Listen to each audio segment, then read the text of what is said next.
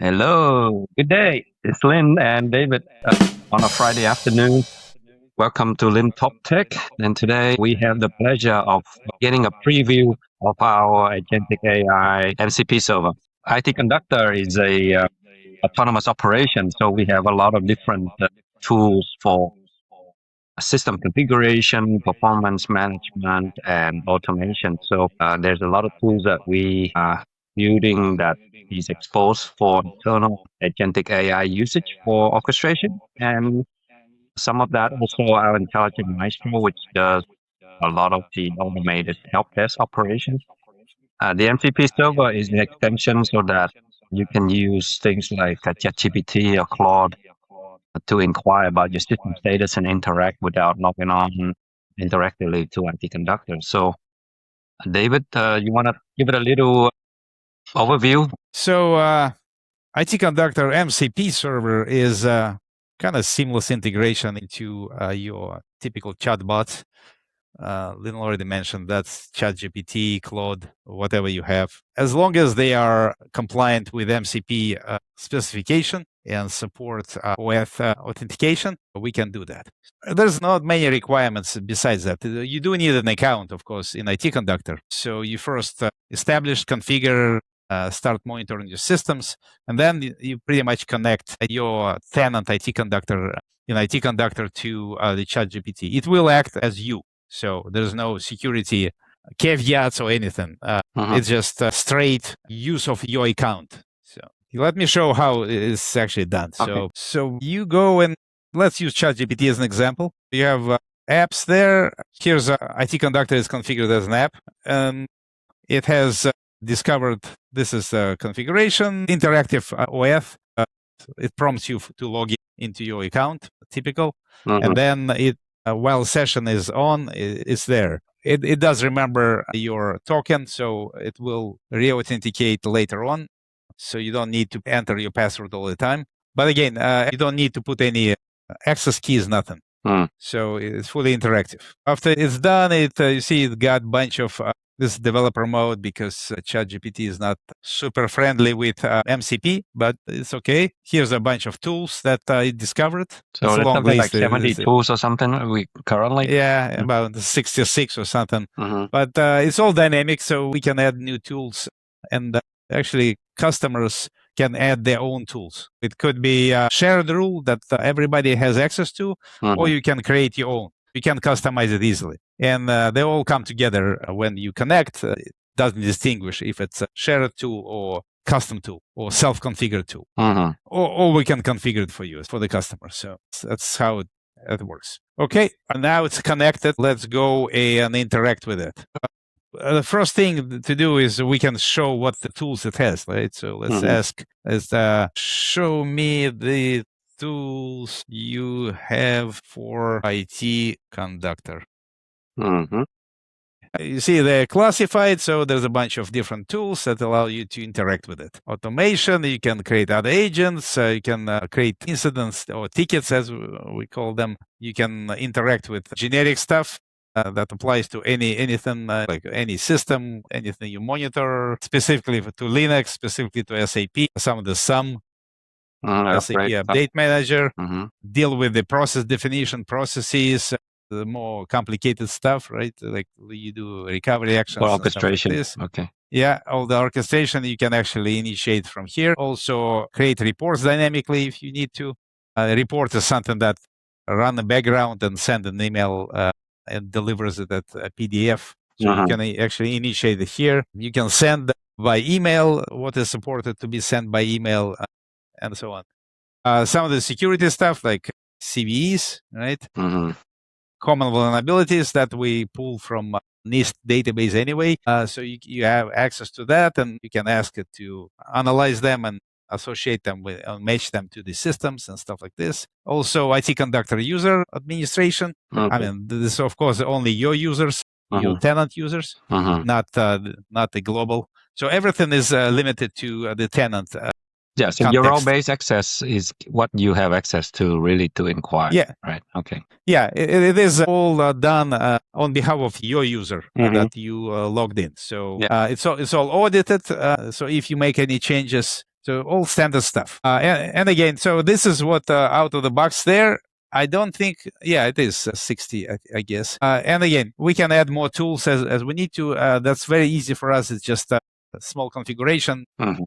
Lots of stuff like queries, pretty easy. It's, we call them saved searches. You pretty much go and say, I want this and this and this, dissected by these parameters, and you can actually prompt for certain parameters, and then it will receive it and provide the out results. Take it for a spin. Let's see what it can do. Give us some basic inquiries.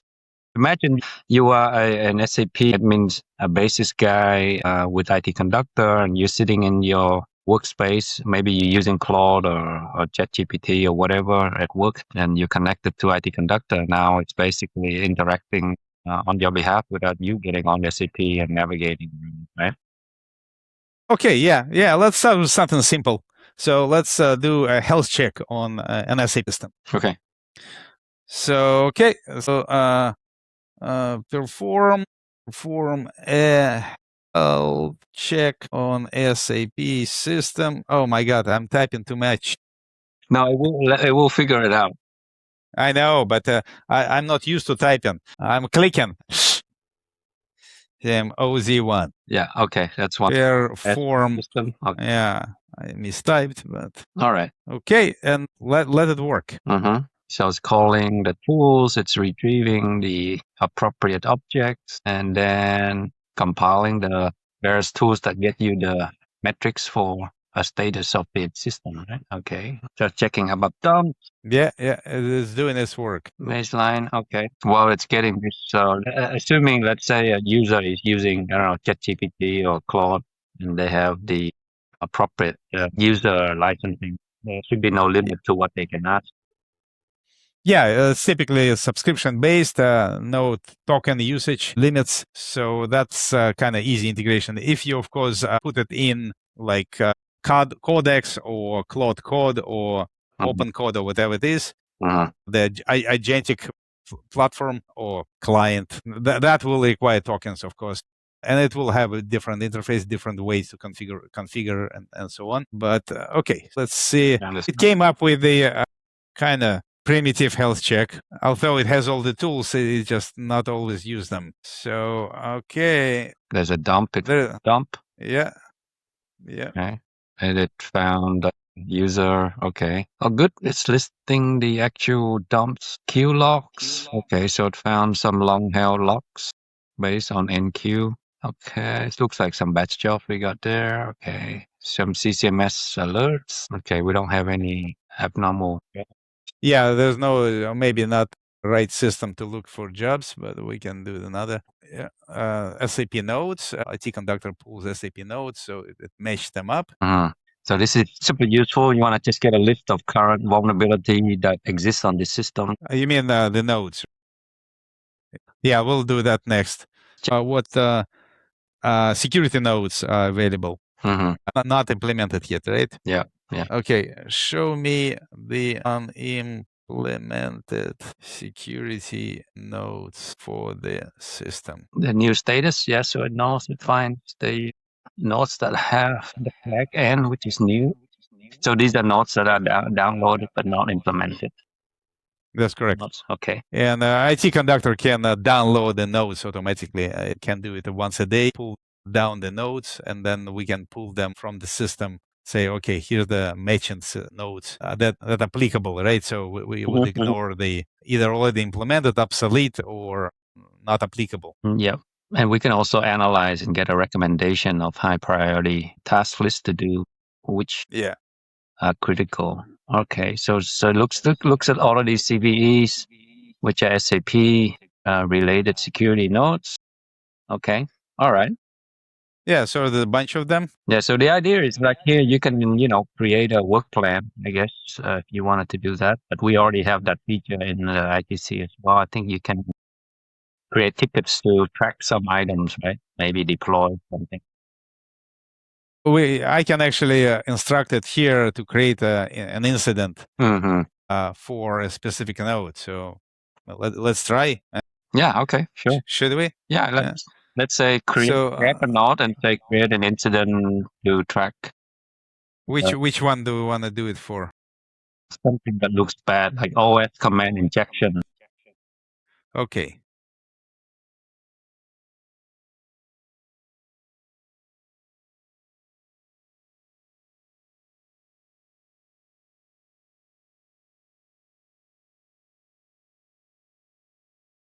That's the CVE. The node is in front of three. It should be find it. Okay. Should be able to find it. Huh? Yeah. Let's see if it's good. Good. It found a node. Yep. Create an incident first. Call failed because connector return not. Okay. Technical incident type. So let me go and find the correct tool. The nodes. Nodes. No. Cold. So you see, it prompts. I say allow. Okay. Okay. There you go. Create incident. Technical. Yeah. I want to bring the screen with the incidents. Oh, I see. Got it. In relation to, I guess this MCP is one way to interact, right? If you are SecOps, SAP security guy, you might be responsible for checking this on a weekly basis and create incidents so that you can remediate or something like that. That might be one way you. Yeah. I mean, there are different ways to do that. So probably interactive ChatGPT or Claude is not the best practice, right? Just an example, what is possible, right? Yeah, so you would no, but the MCP is so. Yes. So if you already have the agentic platform that you implemented and you analyze and stuff, so you can hook up to IT-Conductor and pull the data. Yeah.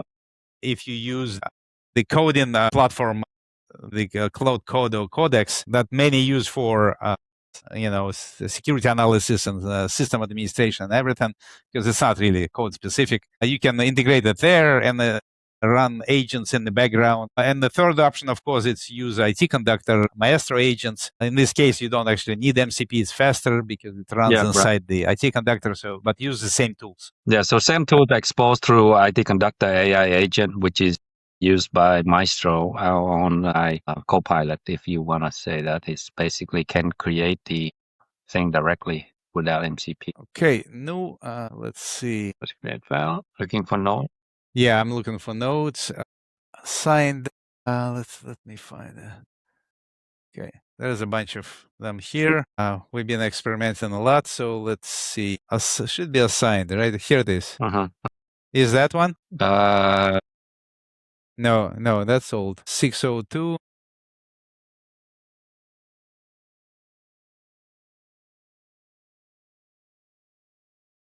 $605. Here it is. That one, right?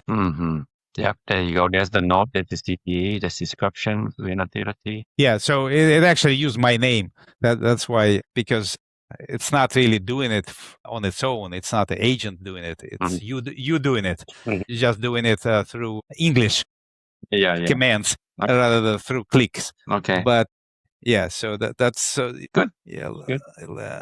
Let's use the different view. That's the developer view. So yeah, I mean, as easy as that, and you can create any ticket you want from there.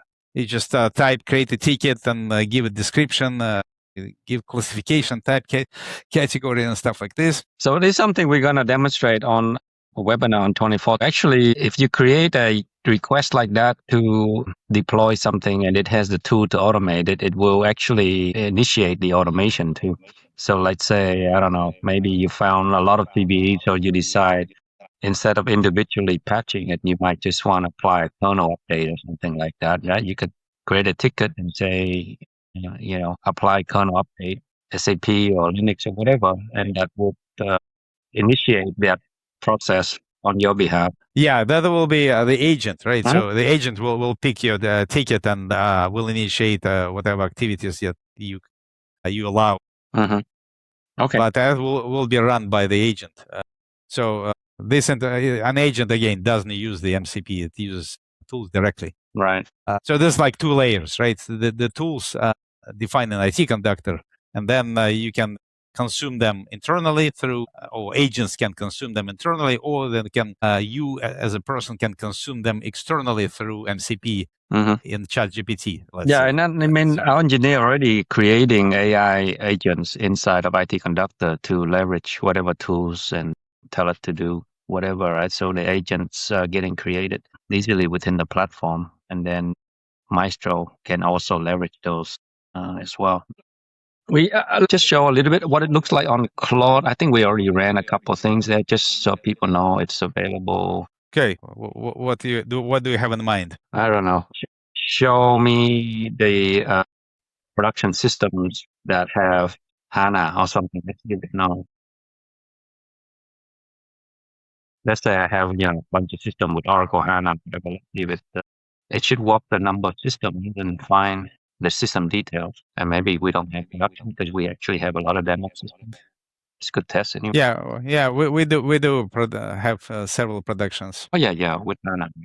But this is the kind of thing that I mean, even as recent as a couple of years ago, was had to go do it manually, right? To go find some inventory stuff, and now you should be able to use the AI to do it. Yeah, it looks like it's branching into HANA systems, monitoring information and stuff like this. Okay, all right.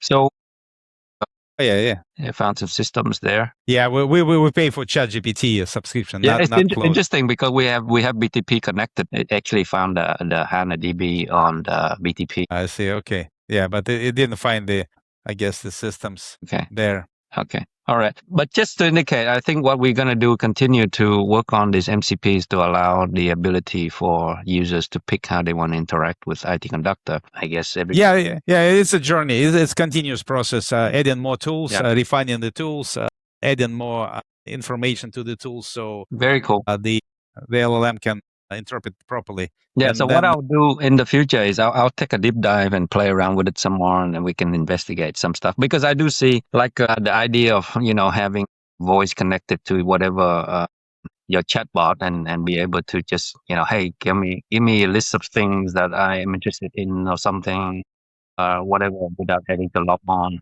to your GUI. So eventually we can get all of that done without having to interactively log on to other systems, right? Yeah. Okay. Just like ITC, we never have to log on to SAP much anymore. Now we use AI we don't have to log on to individual different platforms as well. Yeah, the next step, you just retire and let AI run amok and do everything. It's definitely changing the user experience, and I kind of like that. And it's still depending on the improvement in the LLMs and how intelligent it is to relate what you're talking about to tools is available. It's going to be interesting. So this is great. Thanks for the preview, David. I'm going to play around with this a little bit more, but exciting stuff still to come. Okay. All Thank you. All right. Thanks. All right. Okay. Until next time, guys. Okay, guys. See you guys on the Linh Talks Tech. Cheers. Take care.